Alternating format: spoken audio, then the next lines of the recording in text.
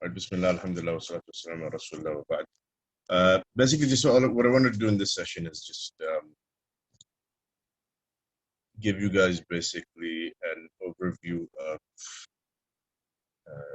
various digital resources that are available now for that will be useful in your studies of tafsir. Some of you might already be familiar with them, but I know many of you will not be familiar with them, or at least won't be familiar with some of them. And I don't want to actually waste time in our classes on this, so I thought this is a good way to sort of do this and get it out of the way, because this is something that is very practical that will be useful for you when you're reading tafsir, studying tafsir, researching tafsir. So with that, the first thing we want to take a look at is Al-Maktaba al-Shamela.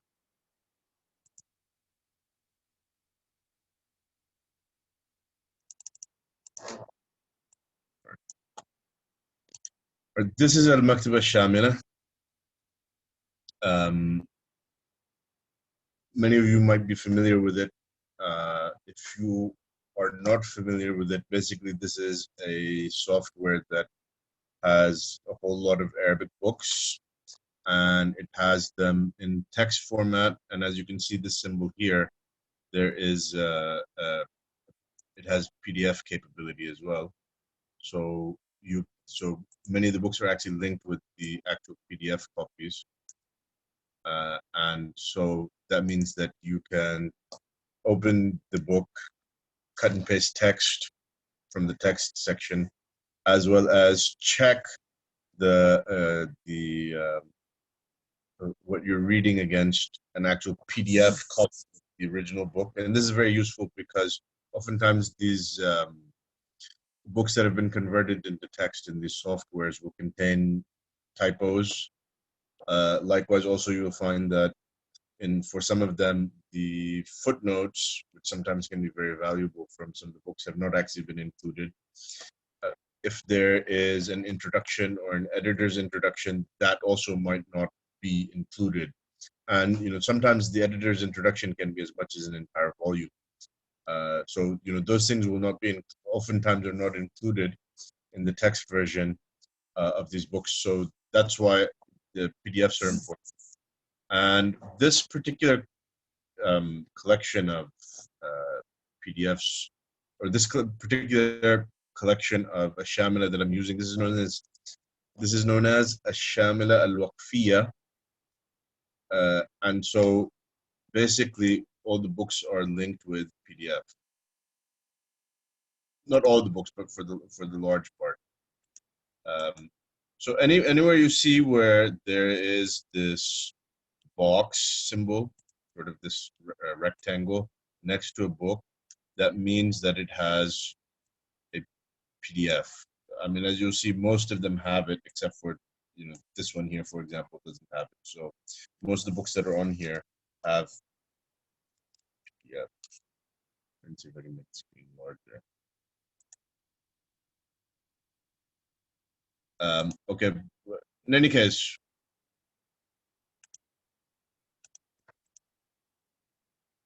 so basically the collection of books here is gathered by subjects. So the first one is tafsir. I think actually typically the first one is aqidah, but I've actually rearranged mine to put tafsir at the top. So you have tafsir, tafasir, and there is, so when you press this drop down menu, the tafsir books come up. You'll notice that also there's here, it says at-tafasir,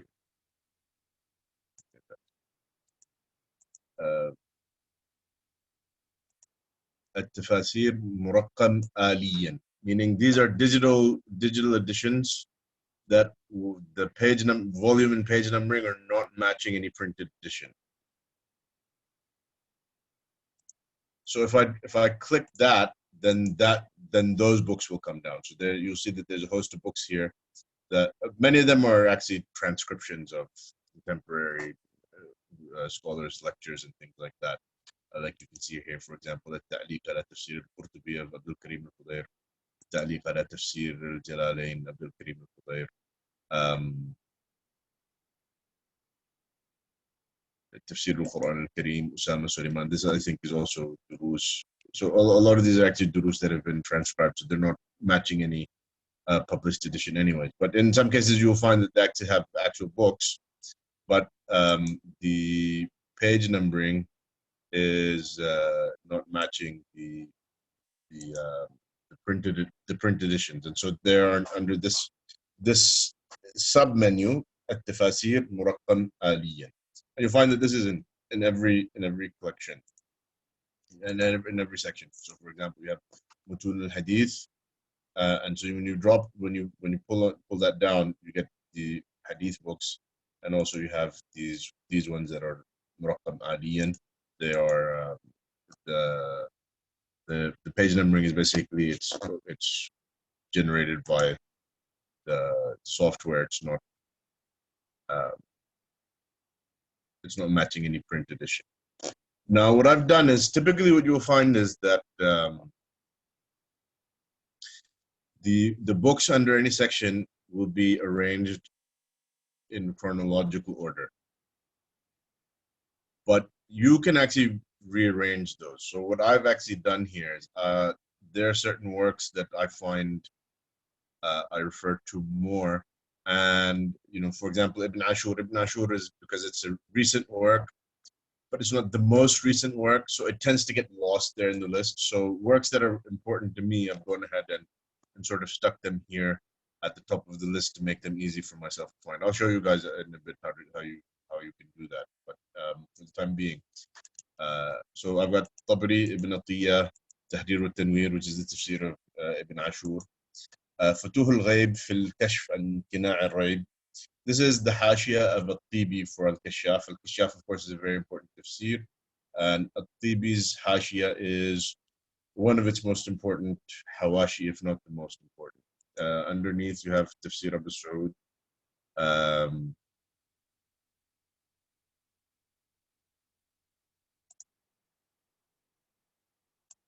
Tafsir Abu Saud, Irshad al-Aql al-Salim.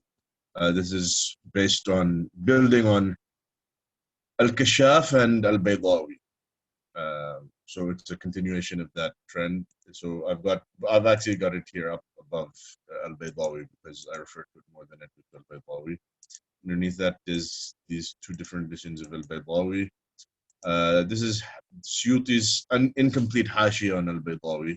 He didn't complete a great deal of it, but it is a useful work. Hashiyat al-Shihab ala Tafsir al-Baydawi.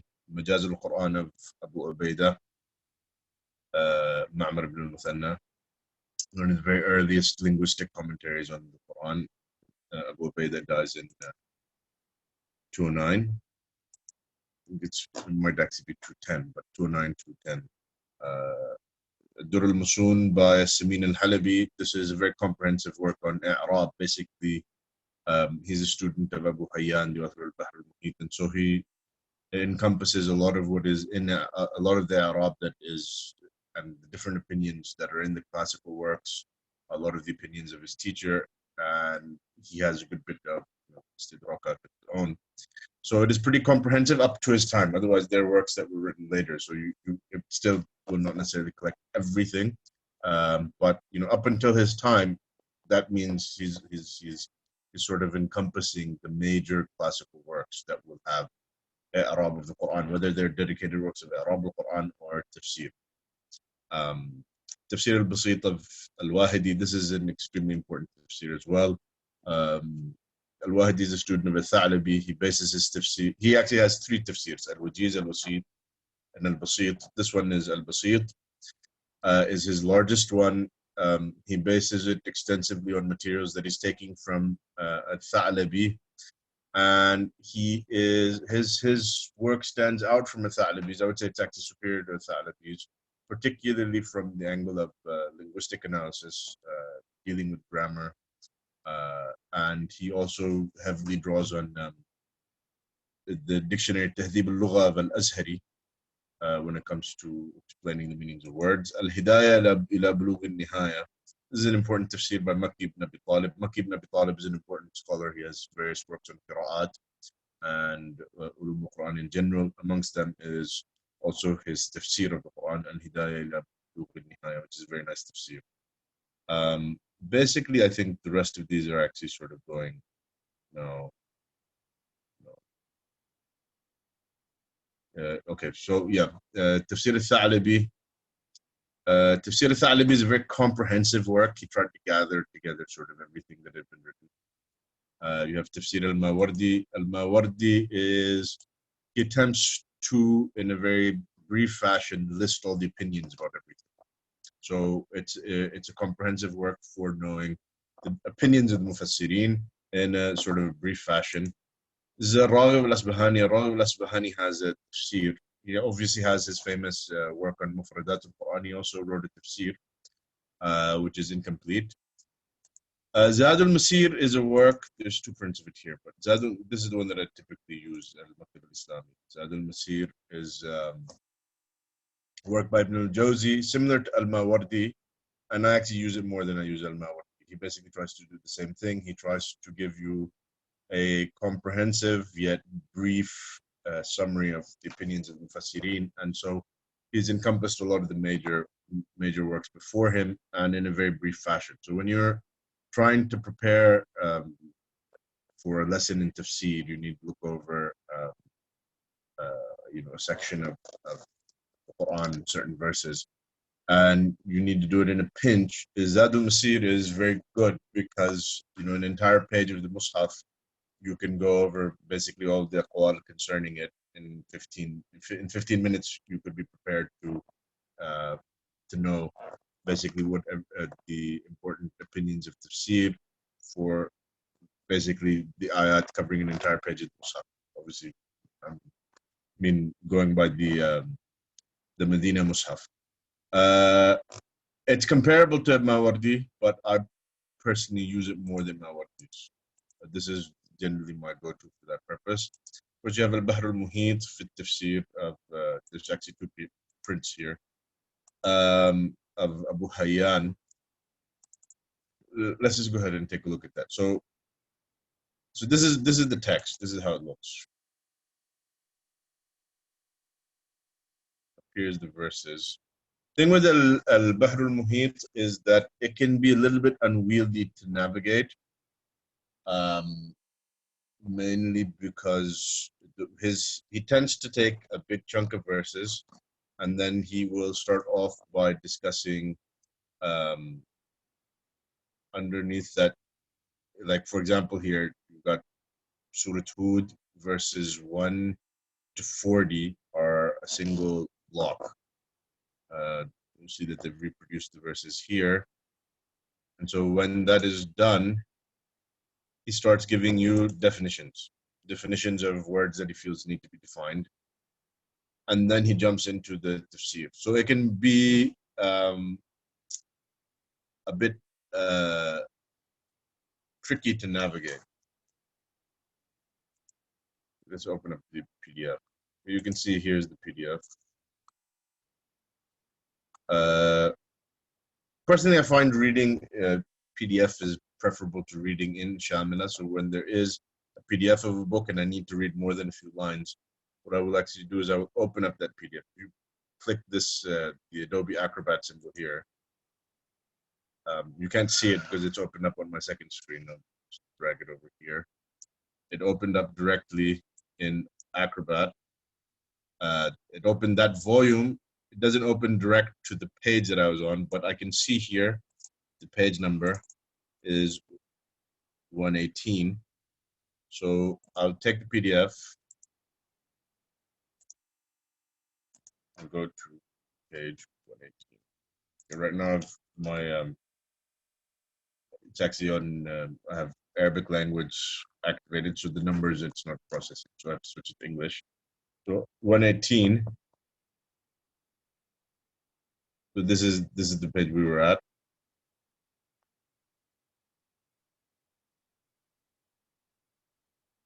So note he starts off with this very large chunk of verses, verse 1 through 40. Then he has started giving you definitions.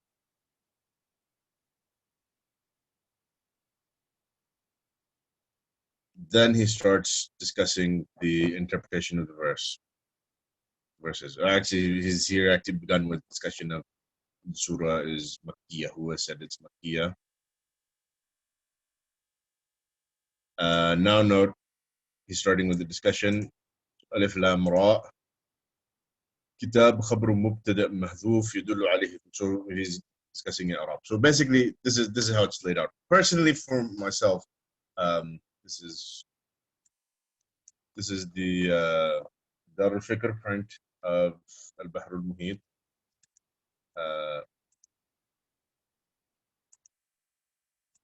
This is the Dar al-Fikr print from Al-Bahr al-Muhit. There's also this Dar al-Kutub al-Ilmiya print of Al-Bahr al-Muhit. And of course, Dar al-Kutub al-Ilmiya, as you know, or as you probably aware, is generally the prints you want to avoid them, but the PDF for that is here as well. So if you know something is not clear or you're afraid there's a typo, you can check this as well. Personally, for Al-Bahr al-Muhit, when I need to check something in Al-Bahr al-Muhit, because I don't like dealing with either of these prints, I typically will use the hard copy. So I have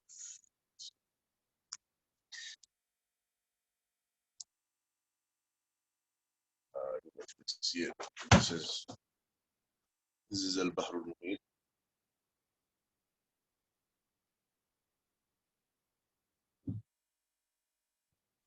So one of the downsides of this is that sometimes you don't.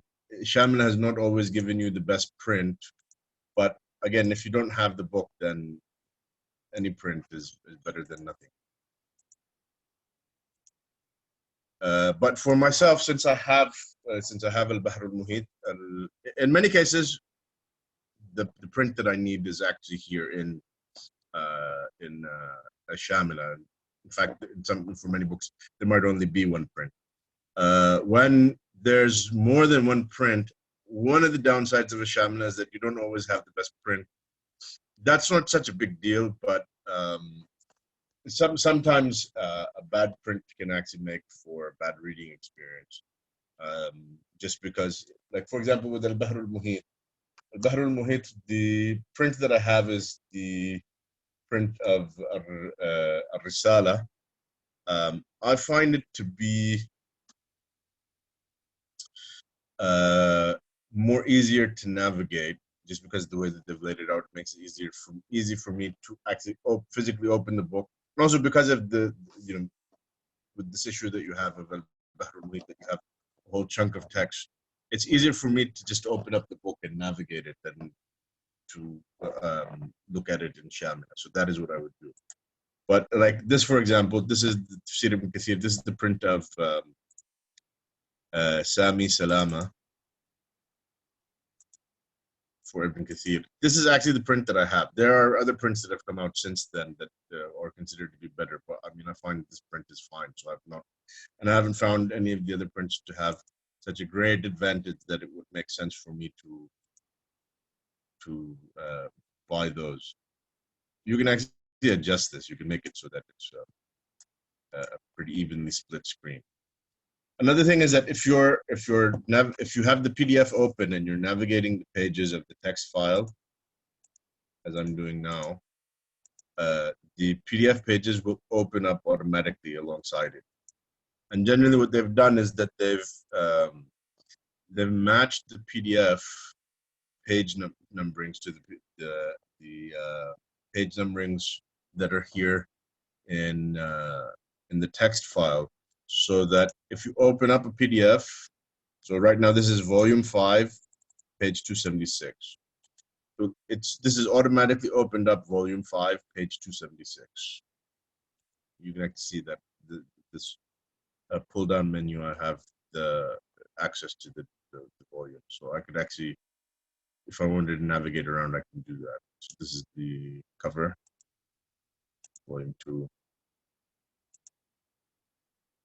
volume 8. So I can actually navigate through it, or I can plug in page numbers here. Just basically, it's like having Acrobat open inside of Shamila. But you'll note that if I switch the pages here on the text file, automatically it's gone back to volume 5, page 276. So this is something that is very convenient for navigating books of tafsir. Okay, just very quickly, just run down the list. So you have Tafsir ibn Kathir, a couple of prints. The Salama one is the one that I use. Nadm al-Durar, you have 2 prints. This is Al-Biqai's Tafsir. This is a Siraj al-Munir by al-Sharbini, which is largely based on Biqai's Tafsir.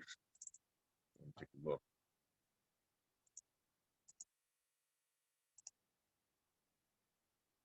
But as you can see here, this is one of those prints. It's a very old print.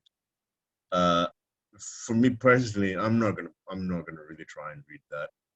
So when I'm reading a book like this, I will probably actually just use the text.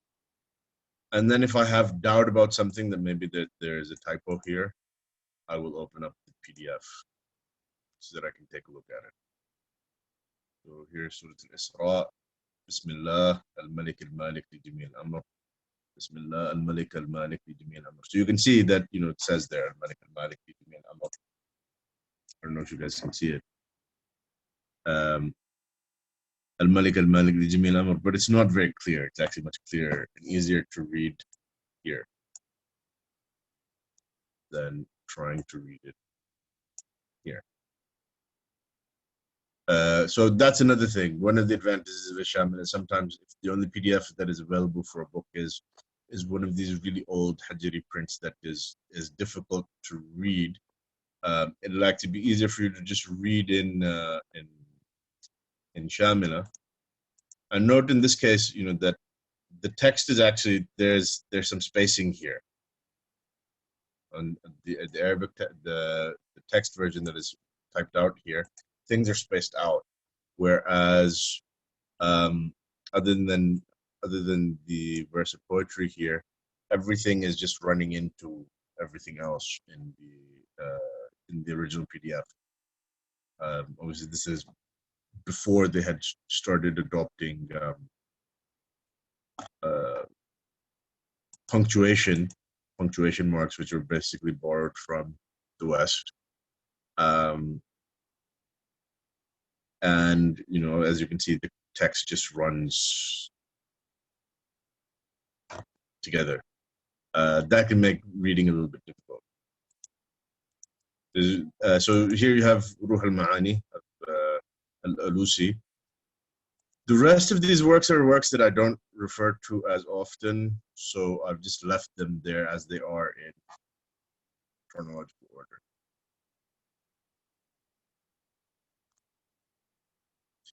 Okay, so in al-Shamila, you have Tafsir. Again, something else that I've done is certain works that are dealing with vocabulary of the Quran, I've actually put them in their own category. This is not the default arrangement of al-Shamila, but you can actually arrange things yourself. So I've got a section for Kalimat al-Quran, I've got Gharib al-Quran of Qutayba, Sijistani. These are some of the very earliest, most famous works on Gharib al-Quran. Of course, you have the Al-Mufradat of Al-Raghib, Al-Asfahani. 2 prints, one of them is this one that is with PDF.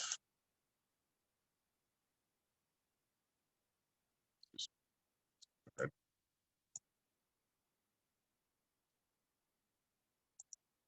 This is Al-Raghib Al-Asfahani, which of course, as you're probably aware, is an extremely important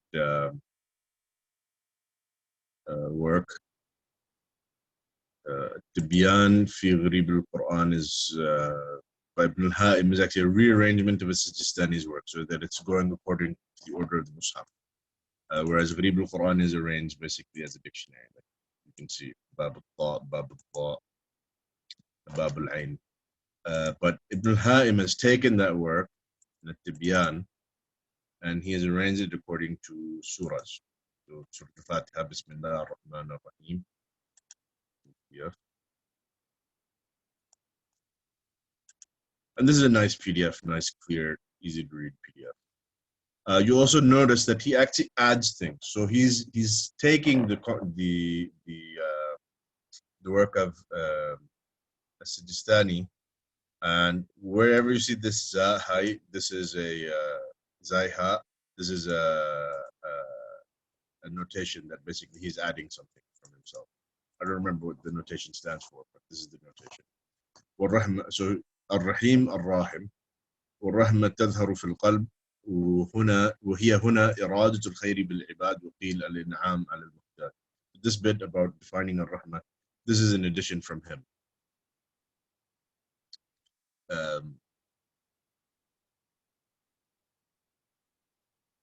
And of course, this is consistent with the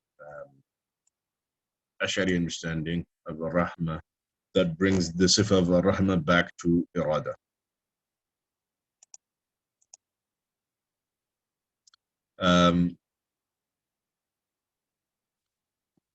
So this is, you have dictionaries. I should have actually added here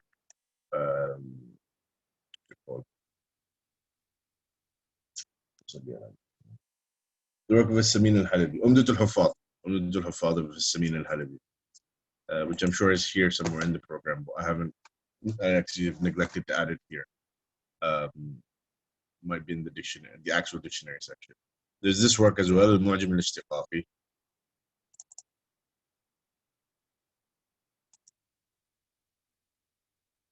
Mu'jam al-Ishtiqaqi is a contemporary work by contemporary scholars. It's a very important work, building on the work of Ibn Faris.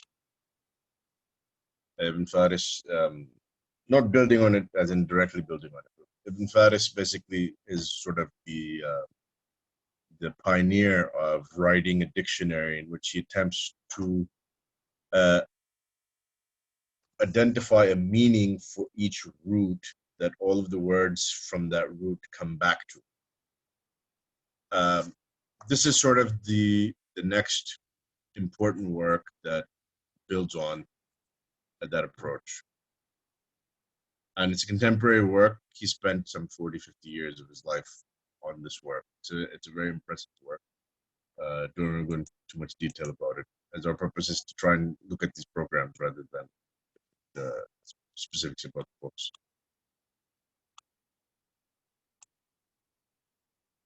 Okay, so for the purpose of tafsir, just a couple of things you'd want to be aware of is you obviously are going to want to make use of dictionaries. So there's the section for dictionaries. There is sometimes you might find yourself needing to research hadith. So there are a couple of sections that deal with hadith, Mutul al-Hadith, Al-Ajza al-Hadithiyya, Makhtutat Hadithiyya. These are basically books that were makhtutat and the text has now been typed out and they were put straight into Shamela. Kutub Ibn Abi Dunya, Shuruh al-Hadith, and Takhrij al-Zawaid. Also, you could add to that Kutub al-Albani, because most of them are basic Takhrij. And Al-Ilal wa-Su'alat. I'm just going to give you some information about authenticity. So if you're researching a hadith, these are the sections you would want to be familiar with. So I think these sections are probably the sections you're going to use the most. Suppose an issue of nahu or sarf comes up. Obviously, you will need if you want to research, you would want the nahu and sarf section, and so forth. Basically, a couple of things. A couple of features of al-Shamela. You have this here. It's called I don't know if you can see it. Shashat al-Quran al-Kareem wa Tafsiruhu. So clicked on this, brings up this sort of menu. So I can go straight to a particular verse that I want to look at. Let's say Surah Al-Qiyamah, verse number 13. So here, this is it. This is verse number 13. So now what I can do is here in this menu, I have all these tafsirs that I can click on. Now you need to note that not all of the tafsirs that are actually here in Shamila pop up in this menu here. And that's because there's the ones that pop up here are the ones that are actually been linked to the verses of the Quran, such that you can click on it and it's directly opening up to the verse that you want. The ones that are not linked in that fashion are not going to show up here. So an example of that, you can see at the very top of my list, towards the very top of my list, I have Futuh al-Ghaib of At-Tibi. That is not here. And the reason it's not here is because it's not been linked in that fashion. But if I want to take a look at Futuh al-Ghaib of At-Tibi, I'll open it up and look at the table of contents. You see that the table of contents only gives me the surahs. It doesn't give me verses. So it doesn't give me more than that. So I'd have to, we were looking at which surah? Surah Al-Qiyamah. So I would need to go then to Surah Al-Qiyamah. Here's Surah Al-Qiyamah.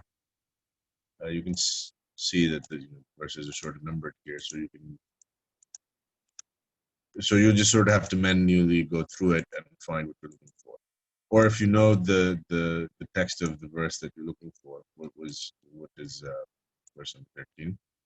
Verse number 13 is يُنَبَّأُ الْإِنسَانُ يَوْمَئِذٍ بِمَا قَدَّمَ وَأَخَّرَ.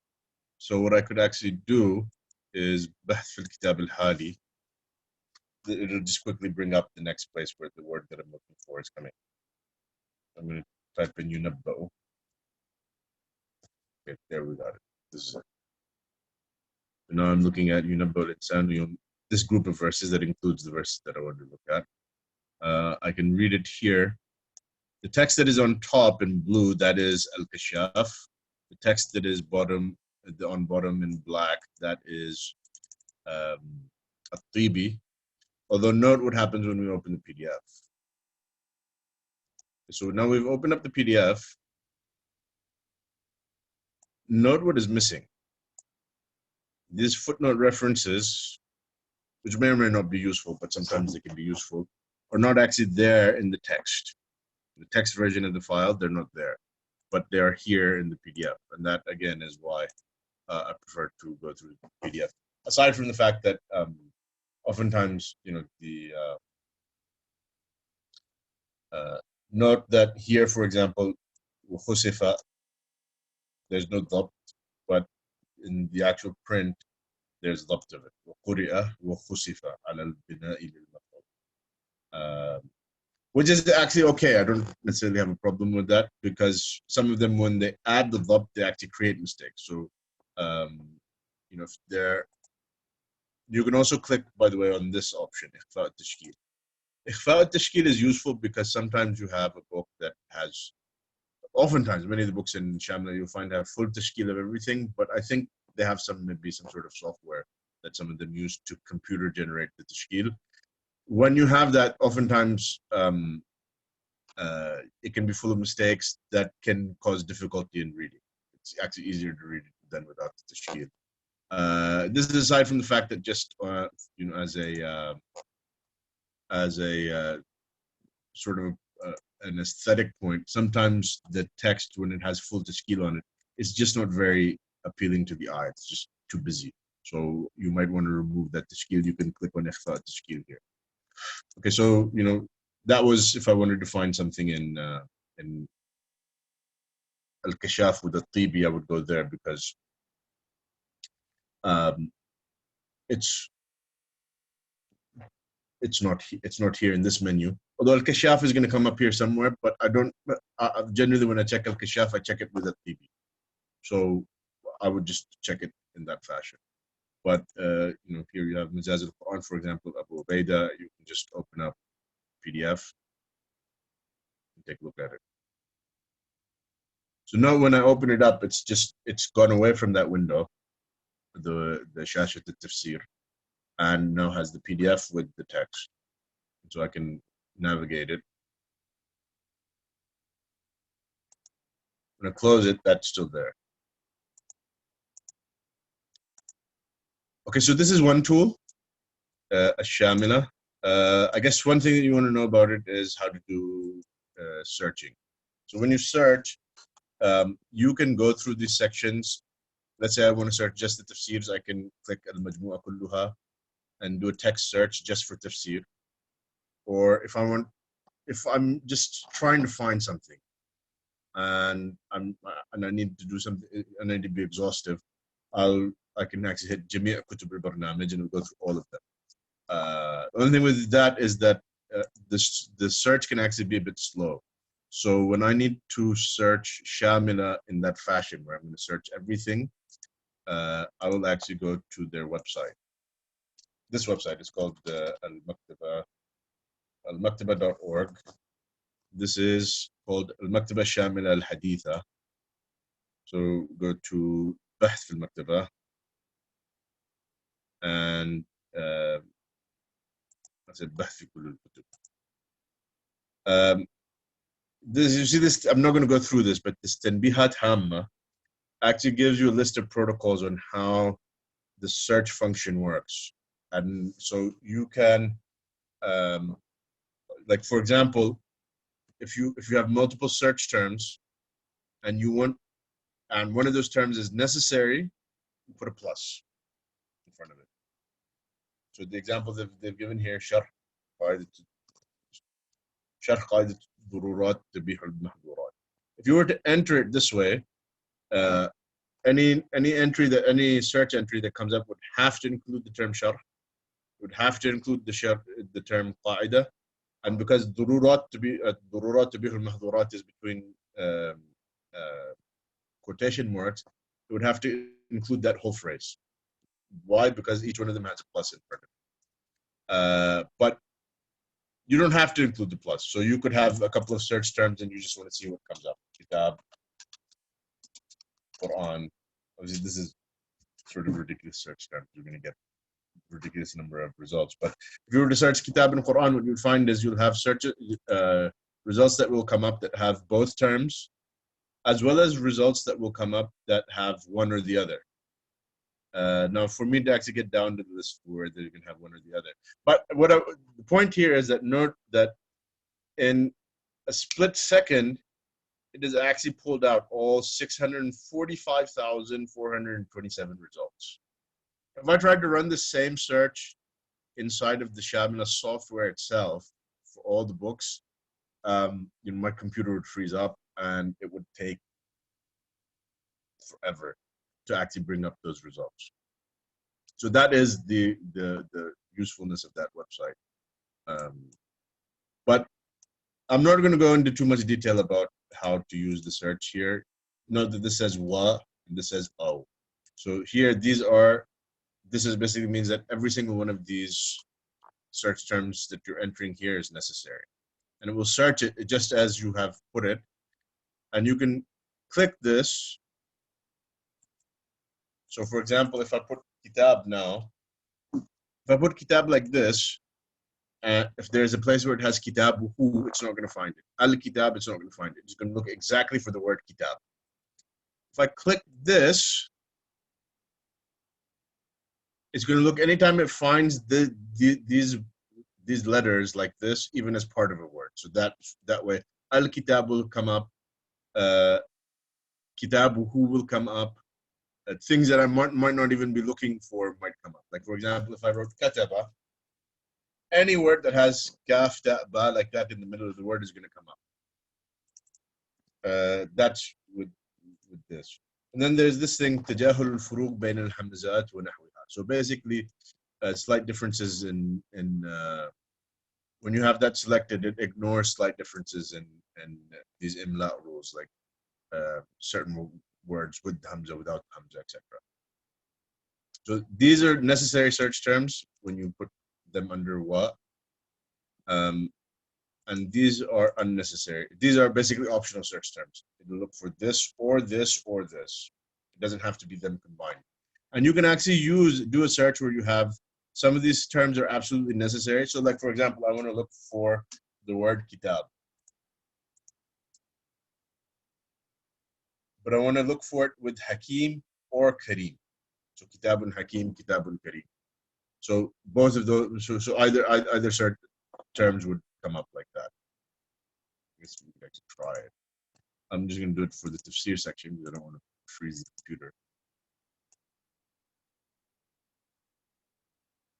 Okay, so here you have the word kitab has come up as well as the word hakim.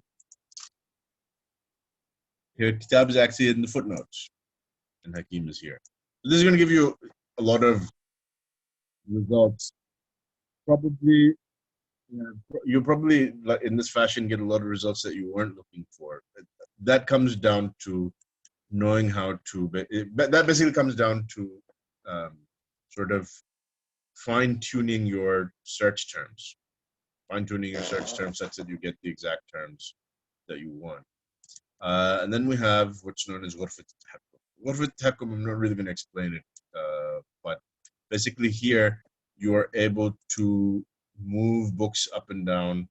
You can create sections to move books to, and then also you can do some editing of books. This is, I use it the most when a book is there in Shamela without PDF, and I found a PDF of that book, I can actually link it to the PDF. For example, let's say this book is here. It doesn't have a PDF. You see here that there's no file, milaf.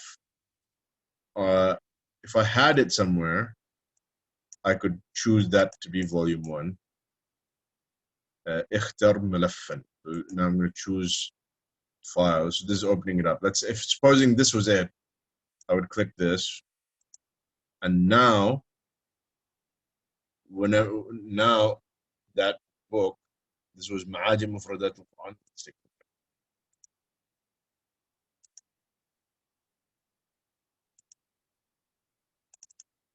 I guess it needs shape. Okay, so now you see that this is there. Obviously, this is not the actual file that for that book, but it is there. That is how you would link a file with PDF. You can actually remove that because that's wrong. Note now that that symbol,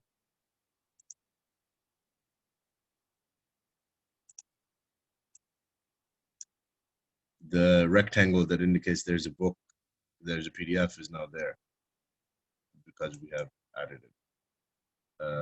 So I'm gonna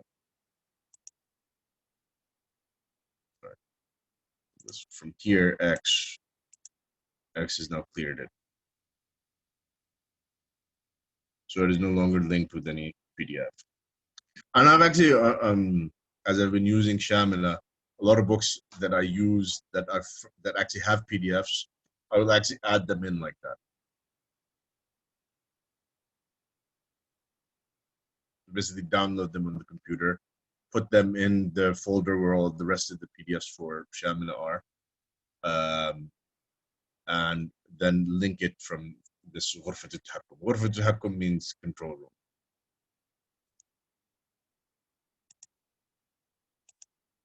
Okay, so that basically is Al-Maktaba al-Shamela. There's actually a long list of things that I wanted to go through, but let's see. So that's Al-Maktaba al-Shamela. And we've seen also now this Al-Maktaba al-Shamela al-Haditha. Al-Maktaba al-Shamela al-Haditha is handy for doing large searches for the whole collection. It would match up to the text on Shamela. If I add a PDF like that, it will match up to the text on Shamela if the book is actually, if the book in Shamela is the pagination, the page numbering is according to the printed edition. So basically, for it to match up in Shamela, you would have to have the same print as what they have used in Shamela. Which you will find that a lot of times the books that are in Shamela that don't actually have PDF link are actually according to some print or another. In one case, for example, I guess of the Shafi'i.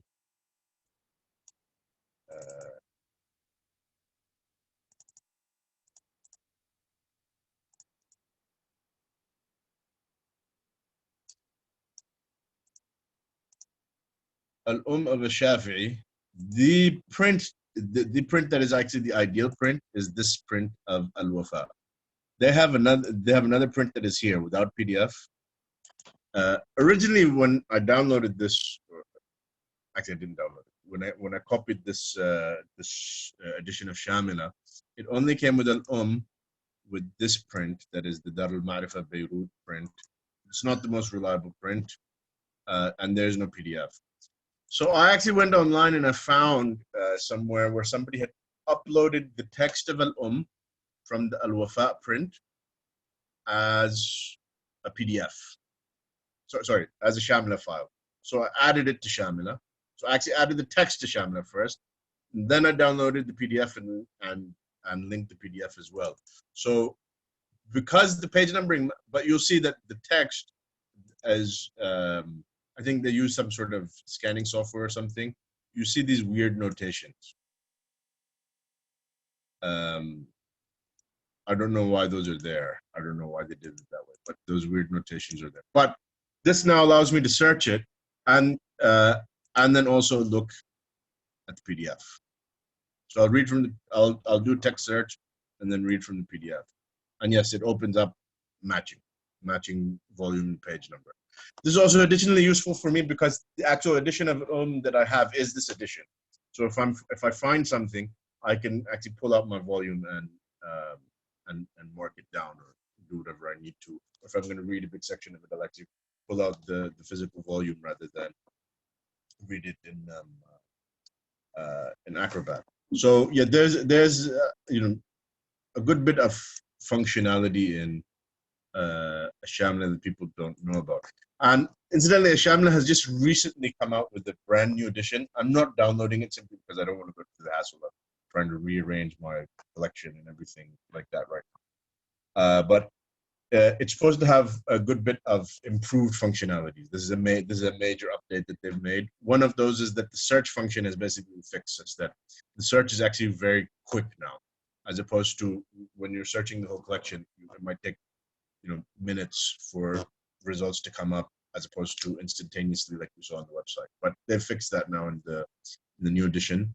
But because I've got everything sort of custom arranged to how I like it, I don't want to actually bother with the hassle of downloading the new one. Yeah, so that is basically a Shamila. And also we've now seen Shamila al-Haditha. The next software I want to show you is a program called Al-Jami al-Tarikhi l-Tafsir. To be honest with you, I don't use the Android app for Shamila. When I need to use Shamila on my phone, I actually use it. I actually go straight to the website, al-Maktaba.org,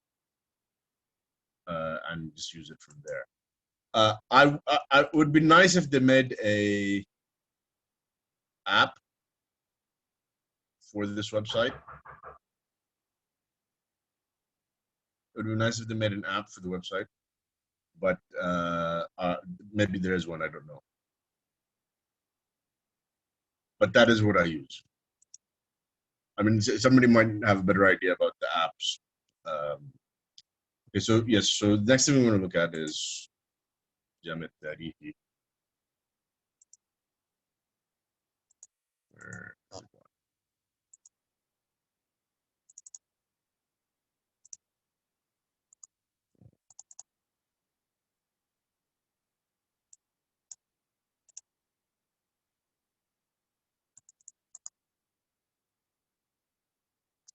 Hold on a second.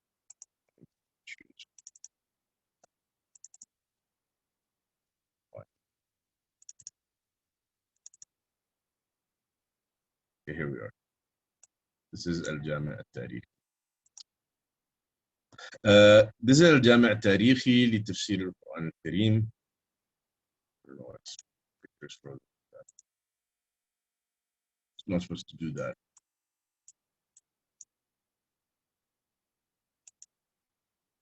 All right, well, it doesn't really matter. Okay, this is Al-Jami al-Tarikhi. Okay, there's basically two main ways to use this. One is Tafsir. You come to this issue, this place in the drop-down menu, Al-Jami al-Tarikhi l-Tafsir. And so it just pulls up all of these tafsirs. And so you can pick a surah, like for example, say Surah Sa'd. Then pick you have each ayah is separately delineated, plus muqaddimah and khatimah.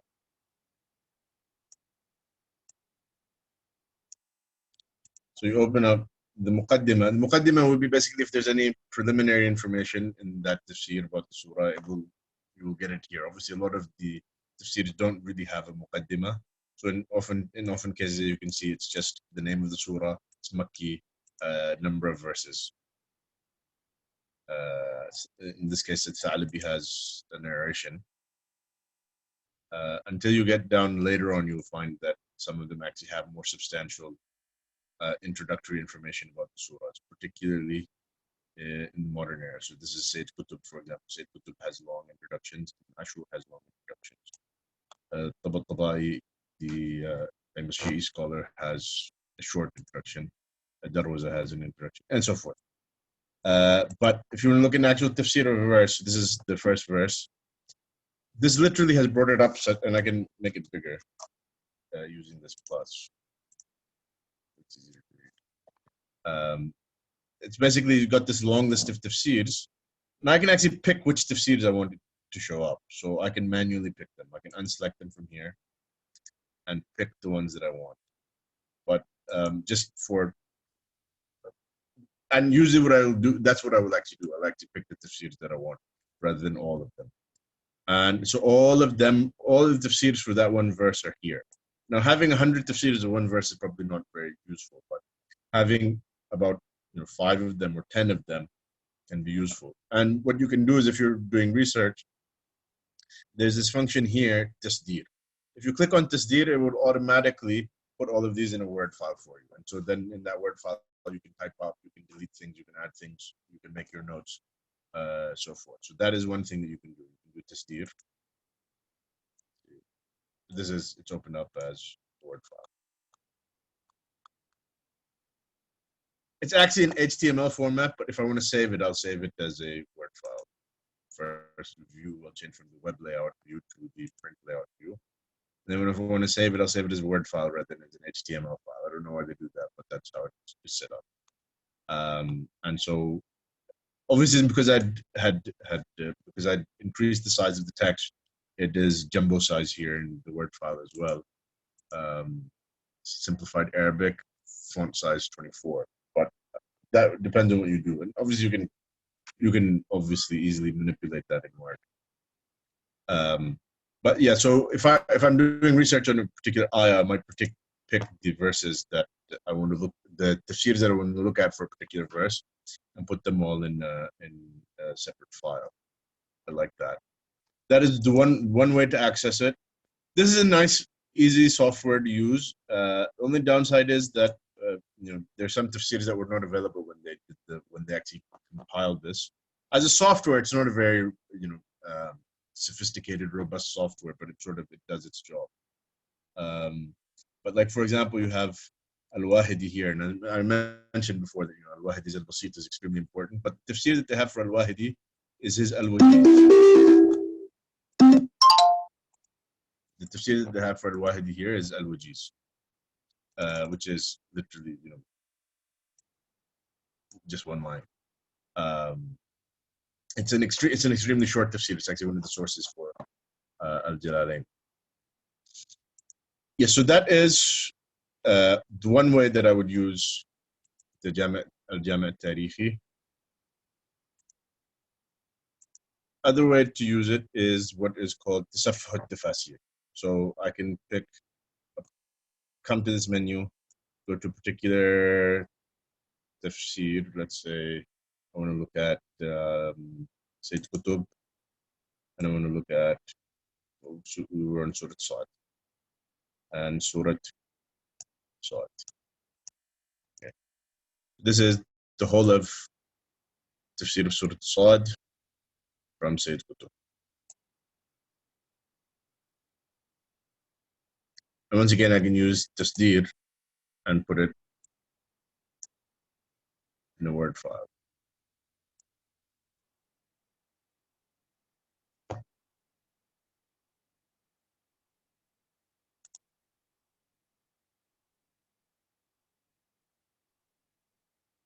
Okay, so that is the two first things that I wanted to discuss.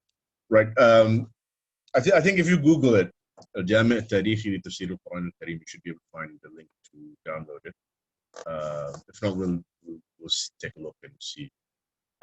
There's actually a whole bunch of other things that I wanted to cover, but it's already been about an hour, and I actually have it's Asr time here, and then I have another engagement. So I think we'll have to maybe do more than one of these sessions until we can, so that we can cover all of these things. So this is let's wrap up with that. That's the end of session 1 on digital resources for tafsir studies. I think we'll need at least one more session to get through everything. Obviously, Shamela was a little bit more complicated, so I think maybe the other thing we'll be able to get through quicker. But I think one more session, and inshallah we will be able to cover the rest of the things that I want to cover. I actually have a list of things that I've written out, and these are just the first 2 items on the list. There's a lot more that could be said about each one, but then that would require basically an entire session for each one. And as you can see, the Shamla took up a good bit of time. But try using these softwares, and then if you have questions, you can always ask me, and I can try and give you pointers. Tha'labi and Tha'alibi are 2 different mufassirs. Like, I think both of them are here.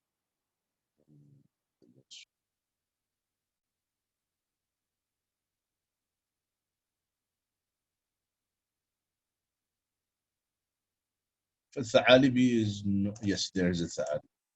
This is a Tha'alibi, died in 875. And this is Tha'alabi, who died in 427. They're 2 different works.